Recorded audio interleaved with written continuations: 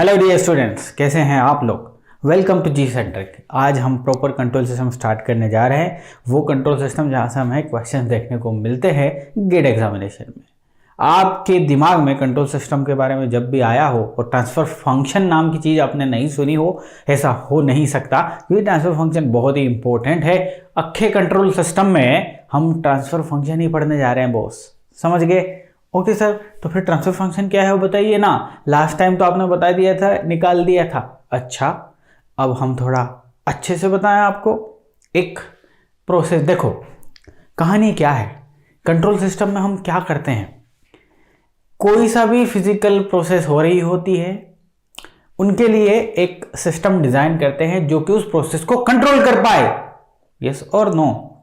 जैसे कि thermal power plant में बॉयलर में पानी का आना, फर्नेस से हीट देना, पानी सुपर हीट बन के सुपर हीट होकर स्टीम बनना, हाई प्रेशर से टरबाइन पे छोड़ना, बिजली बनना, इन सारी प्रोसेसेस में, इन सारी प्रोसेस को करने के लिए ढेर सारी कहानियाँ होनी होती है भाई साहब। ऐसा नहीं कि बना दिया और हो गया, ऐसा नहीं होता। वहाँ पे बहुत सारे पैरामीटर्स हैं जिन्हें कंट्रोल करना पड़ता है। देखना पड़ता है कि फर्नेस में कोयला प्रॉपर जल रहा है कि नहीं जल रहा है, प्रॉपर हीट मिल रही है कि नहीं मिल रही है, पानी जो गर्म हो रहा है उसका टेम्परेचर कम ज़्यादा तो नहीं हो रहा, पानी जहाँ से छोड़ रहे हो तो वॉल्व ज़्यादा तो नहीं खुल गया, प्रेशर जो बन रहा है उसके अंदर वो इतना हाई तो नहीं हो गया कि बॉयलर बस्ट हो जाए, आपकी टरबाइन स्पीड से घूम पा रही है नहीं घूम पा रही है या ज्यादा घूम रही है, जनरेटर बिजली कम तो प्रोड्यूस। कितने सारे पैरामीटर्स हैं जिन्हें आपको जानकारी लेनी पड़ेगी, मेजर करना पड़ेगा। मेजर काय को करोगे, ताकि हर एक चीज को कंट्रोल कर पाओगे। क्यों कंट्रोल करना, ताकि डिजायर्ड आउटपुट मिल जाए। डिजायर आउटपुट क्या, करंट जो पावर बना रहे हो वो आपकी सहूलियत के हिसाब से मिल जाए। आप किसी थर्मल पावर प्लांट में देखे होंगे, ये 10 मेगावाट का है, ये फलाना 100 मेगावाट का है, तो आउटपुट पावर ये डिजायर्ड आउटपुट है। अब इनपुट आप दोगे और सारी प्रोसेसेस को कंट्रोल करके कुछ ऐसा करोगे कि 100 मेगावाट बिजली बना सको, पावर जनरेट कर सको, तो कुल मिला के एवरीथिंग इज कंट्रोल्ड। तो किसी भी फिजिकल प्रोसेस का, ध्यान से सुनना, ट्रांसफर फंक्शन पे आऊंगा मैं, मेरी बात को अच्छे से समझने की कोशिश करना। आपके पास फिजिकल प्रोसेस हो रही है, एग्जाम्पल तो मैंने बता दिया, तो अब आप समझ पाओगे कि ये फिजिकल प्रोसेस क्या बला है ना। इस फिजिकल प्रोसेस के लिए कंट्रोल सिस्टम डिजाइन करना है, यानी कि एक मैथमेटिकल इक्वेशन लेके आना है, ताकि आप कंट्रोल रूम में बैठ के सारे पैरामीटर्स के बारे में बता दो कि क्या चल रहा है क्या नहीं चल रहा। यस और नो। अच्छा जी, तो भैया कंट्रोल सिस्टम डिजाइन करना है तो फिजिकल प्रोसेस आइडेंटिफाई कर लो कि क्या फिजिकल प्रोसेस है। उसके बाद इस फिजिकल प्रोसेस में हर एक एलिमेंट जो भी इन्वॉल्व है, चाहे टेम्परेचर मेजरमेंट हो, प्रेशर मेजरमेंट हो, आपका लेवल, वाटर लेवल में जितनी भी प्रोसेसेस यहाँ पे इन्वॉल्व है, हर एक प्रोसेस का क्या ले लो आप, एक स्कीमेटिक डायग्राम बना लो या फंक्शनल ब्लॉक बना लो, ब्लॉक्स क्रिएट कर लो आप। शॉर्टकट में मैं चीजें समझा रहा हूं, है ना। सारे फिजिकल पैरामीटर्स जो भी हैं, सब सिस्टम्स बोलते हैं कंट्रोल की लैंग्वेज में, उनको ब्लॉक्स के फॉर्म में कन्वर्ट कर लो। नाउ हर एक ब्लॉक का अपना एक इक्वेशन होगा, यस और नो। ब्लॉक को क्या करोगे आप, उसकी एक इक्वेशन होगी। नाउ तमाम ब्लॉक को, सभी ब्लॉक को मिला के एक कॉमन सिंगल ब्लॉक में कन्वर्ट कर दोगे। सिंगल ब्लॉक, सिंगल ब्लॉक में कन्वर्ट कर देना मतलब ये सर कि आप इसकी एक सिंगल इक्वेशन लेके आ जाओगे। यस और no, single equation. Okay sir, इतना समझ में आया ना। यह सिंगल इक्वेशन जो है ना राजा, यही सब कुछ करेगी। तो सर एक फिजिकल प्रोसेस लेके ही समझा दो ना, आजा समझ ले। देखो बहुत ही प्यारा एग्जांपल ले रहा हूं, टारगेट क्या है वो हम समझेंगे। ये एक एंटेना है, ठीक है, कुछ टारगेट है जिसे आप, जहां से आप सिग्नल लेना चाहते हो या जिसे ट्रैक करना चाहते हो, कुछ भी हो सकता है ना। सिग्नल टारगेट से इसको आपको सिग्नल मिलना है, टारगेट मूव कर रहा है, ठीक है भाई साहब। तो एंटीना को, ये एंटीना जो कि सिग्नल या तो ट्रांसफर कर रहा है या रिसीव कर रहा है, उस पर नहीं जाते। लेकिन इस एंटीना को आपने देखा होगा ना, बड़े बड़े जो एंटीनास लगाए जाते हैं कहीं सुदूर जगह पे लगा दिए जाते हैं, पहाड़ों पे लगा दिए जाते हैं। अब सोचो कि ये पहाड़ों पे कहीं दूर जहाँ पे प्रॉपर सिग्नल इसको मिल रहा है, एक एंटीना लगा हुआ है, और शर्त ये है कि ये एंटीना को आप घुमा सको भाई। टारगेट कहीं ऐसी स्थिति में चला गया कि ये कैच नहीं कर पा रहा तो इसको घुमा दो। घरों नहीं होता टीवी की जो छतरी रहती है, आप इधर उधर घुमाते हो, एडजस्ट करते हो, तब जाके सही से चल जाती है कभी कभी। अब इसकी पोजीशन कंट्रोल करने कौन जाएगा पहाड़ों पे? भाई हम जाएंगे, हमारा इंटेलिजेंस जाएगा, कंट्रोल सिस्टम डिजाइन कर देंगे। तो ये एक फिजिकल फिनोमेना है, एक फिजिकल कहानी है, प्रोसेस है, और इसकी कहानी में हमें पोजीशन कंट्रोल करना है। सर किसकी पोजीशन कंट्रोल करना है? ये जो एंटीना दिख रहा है ना, इसकी पोजीशन कंट्रोल कर सको आप, तो आपका टास्क क्या हो गया कि आपको एक पोजीशन कंट्रोल सिस्टम बनाना है जी। ये पहला टास्क हो गया आपका। सर इतनी बात समझ में आ गई। अब यदि आप इसे गौर से देखोगे तो क्या पाओगे कि एक तो है एंटीना, एंटीना को घुमाने के लिए ये लगी हुई है मोटर, ये देख रहे हो आप। अब इस मोटर को इनपुट जा रहा है कहां से? यहां से differential amplifier and power amplifier. अच्छा एक काम करते हैं अपन, आप कहीं दूर सुदूर किसी कंट्रोल रूम में बैठे हैं और आपके पास एक जस्ट नॉब है, उसको आप घुमा दो यहां पे डिजायर्ड एजिमथ एंगल, ये एजिमथ एंटीना बोलते हैं। आपने यहां पे एक स्विच समझ लीजिए, नॉब समझ लीजिए, उसको घुमाया यहां पे 25 डिग्री घुमाया। आप ये चाहते हैं कि ये एंटीना भी 25 डिग्री घूम जाए, तो ये सिग्नल आपने जनरेट किया। देखो ये रोटेशन, इस रोटेशन को वोल्टेज सिग्नल में कन्वर्ट किया इसने। ये एक पोटेंशियोमीटर है, इनपुट ट्रांसड्यूसर है। समझ में आ रहा है? मैंने समझाया था close loop control system, input transducer जो आपके रोटेशन को, आपने मैकेनिकल एनर्जी इसको दी नहीं, रोटेशन, आपके रोटेशन को ये ट्रांसड्यूसर वोल्टेज में कन्वर्ट कर देता है। ये वोल्टेज इस डिफरेंशियल एम्पलीफायर में इधर फीडबैक से आने वाले फीडबैक से आने वाले सिग्नल से प्रोसेस्ड होता है। तो ये फीडबैक हो गया सर क्लोज लूप का। तो यहीं से स्टार्ट करते हैं। इसकी जो पोजीशन होगी, आपने 25 डिग्री दिया और ये भी घूम के 25 डिग्री यहां पे आया। ना ये 25 डिग्री रोटेशन हुआ, तो ये रोटेशन के रिस्पेक्ट में ये पोटेंशियोमीटर एक वोल्टेज सिग्नल जनरेट करेगा जी। ये लीजिए, कर दिया, V2 कर दिया।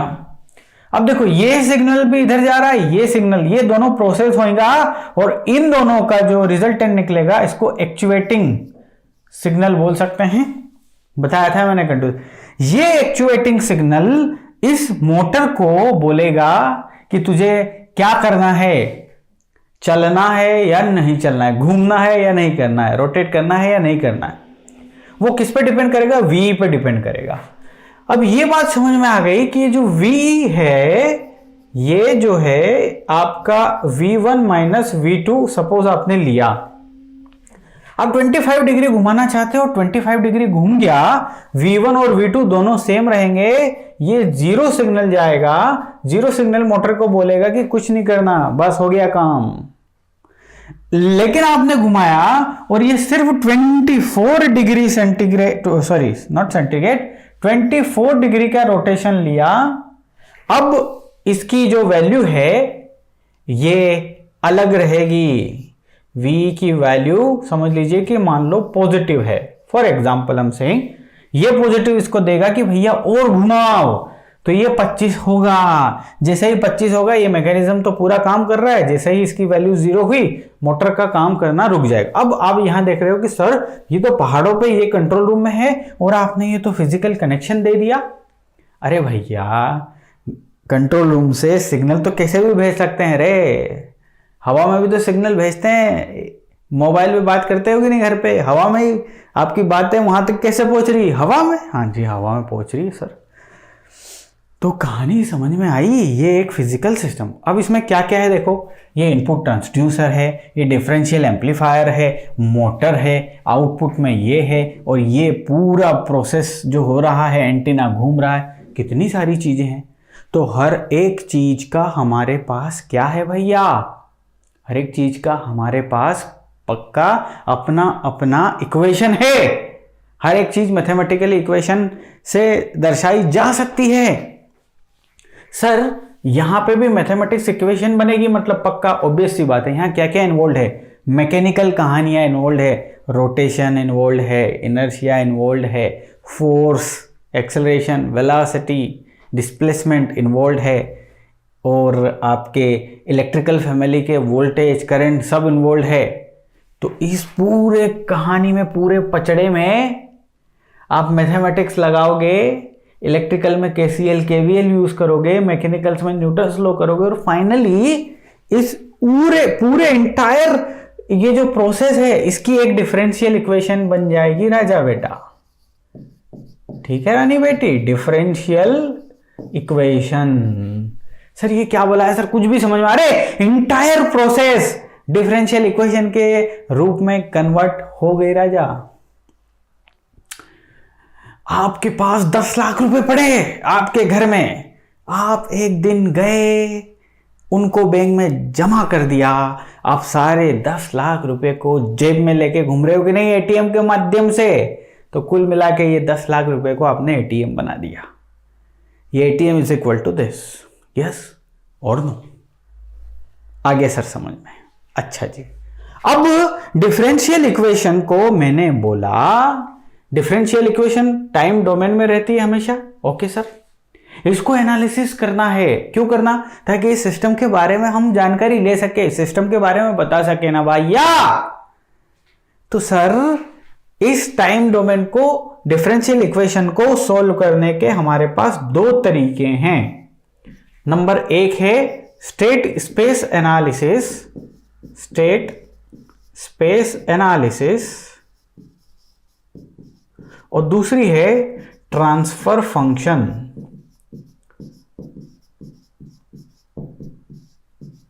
ये 2 तरीके से हम कर सकते हैं एनालिसिस इस डिफरेंशियल इक्वेशन को। इतनी बात समझ में आ गई? जी हां। अब क्या होता है जरा ध्यान से देखना, ये डिफरेंशियल इक्वेशन जो कि टाइम डोमेन में है, इसको एनालिसिस करने की स्टेट स्पेस टेक्निक ऐसी है जो टाइम टी से ही डील करती है। लेकिन इस डिफरेंशियल इक्वेशन के टाइम को ट्रांसफर फंक्शन अप्रोच में आप चेंज कर देते हैं, टी जो है वो चेंज हो जाता है एस में by the application of Laplace transform. तो ये पूरी कहानी जो है स्टेट स्पेस एनालिसिस, ये टाइम डोमेन एनालिसिस है भाई साहब। कौन सी एनालिसिस है ये, कोई भी पूछेगा तो बोल दोगे उठा के, मुंह उठा के, और ये बताओ ये एस डोमेन है। ओके सर, आप तो बड़ी गहराई से चीजों को समझा रहे हो, बता तभी तो मजा आएगा ना राजा बेटा, तभी तो रैंक आएगी ना रानी। ओके सर समझ में आ गया। ओके सर, अभी ट्रांसफर फंक्शन पे आप आओगे मतलब चुपके से, बिकॉज आपने तो ऑलरेडी ट्रांसफर फंक्शन के बारे में बात करने की सोच ली। हाँ, अब क्या है कि ये जो अप्रोच है ये सिर्फ उन्हीं प्रोसेसेस के लिए है जो कि लीनियर टाइम इनवेरिएंट है। साहब सर कुछ भी समझ में नहीं आया, सिग्नल सिस्टम में पढ़े हो ना लीनियर टाइम इनवेरिएंट कहानी। तो ये ट्रांसफर फंक्शन अप्रोच के साथ दिक्कत ये है कि ये सिर्फ और सिर्फ लीनियर टाइम इनवेरिएंट सिस्टम के लिए ही एक ट्रांसफर फंक्शन यानी कि एक मैथमेटिकल टूल बनेगा। लेकिन ये LTI इसमें होना ये अनिवार्य नहीं है, नॉट नेसेसरी।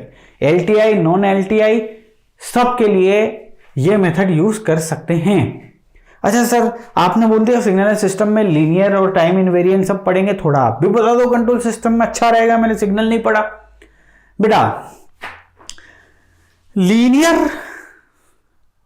वो प्रोसेसेस जिन्हें आप एनी पॉइंट ऑफ टाइम जज कर सकते हैं। नहीं समझ में आया? नहीं आया ना समझ में? ठीक है। टाइम इनवेरिएंट वो जो समय के साथ चेंज नहीं होते, उनका परफॉर्मेंस एक जैसा रहता है। अब एक एग्जांपल समझाता हूं मैं। आपके घर से प्रति महीने आपके पास पैसे आ रहे हैं, आपके पिताजी माताजी पैसे भेजते हैं आपको।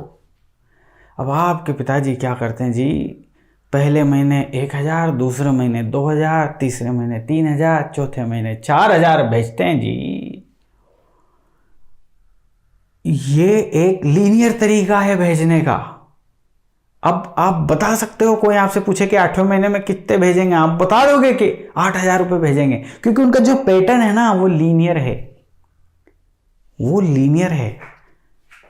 और वो क्या कर रहे हैं, हर एक महीना जैसे बढ़ रहा 1,000 ऐड कर दे रहे, टाइम के साथ वेरी नहीं हो रहे, वो हर महीने 1,000 ही बढ़ा रहे।